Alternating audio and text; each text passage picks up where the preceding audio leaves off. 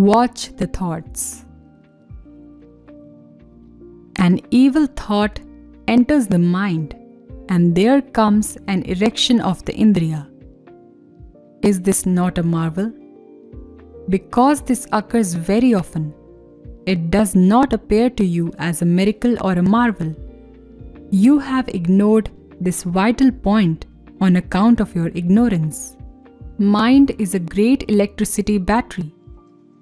It is a big dynamo indeed. It is a powerhouse. The nerves are insulated wires to transmit the electric currents, nerve impulses to various organs, tissues, and the extremities, hands, legs, and feet. There is a vibration of thought in the mind owing to the vibration of psychic prana. This force of thought is transmitted with a tremendous lightning speed along the nerves to the organs. The physical body is fleshy, mold prepared by the mind in accordance with the samskaras and vasanas for its own experience and enjoyment. The mind sways the organs of an undisciplined, passionate man who has boisterous, revolting indriyas. It becomes an obedient, faithful servant of a trained, developed yogi. An ever-vigilant brahmachari should always watch his thoughts very carefully. He should never allow even a single bad thought to enter the gate of the mental factory.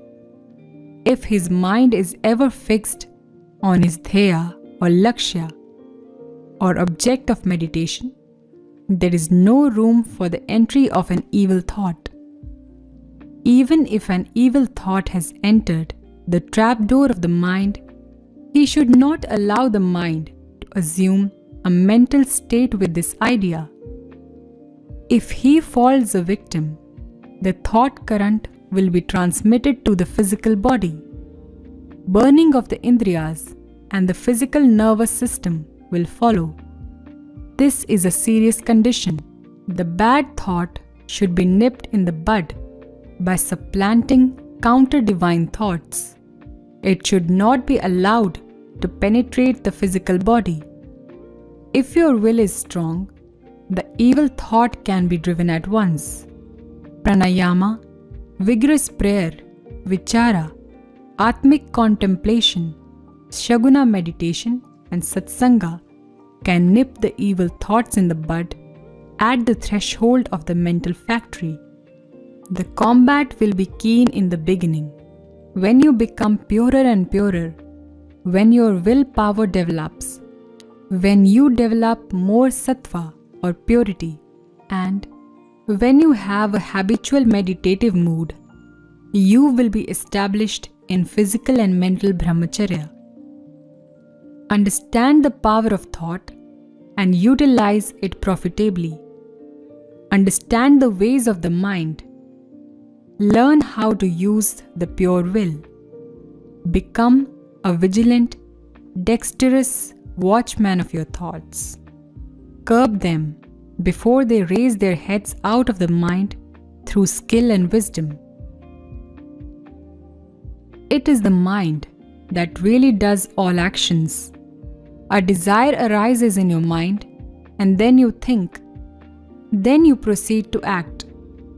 The determination of the mind is put into action. First, there is sankalpa or thought, and then comes action. Therefore, do not allow the sexual thoughts to enter the mind. That which is thought of is spoken by the tongue. That which the tongue speaks of, the organs of action do. That is the reason why it is said in the Vedas, "Let my mind think of auspicious things, entertain sublime divine thoughts." The old evil sexual thought will gradually vanish, just as the old nail in a plank goes away by inserting over it a new nail.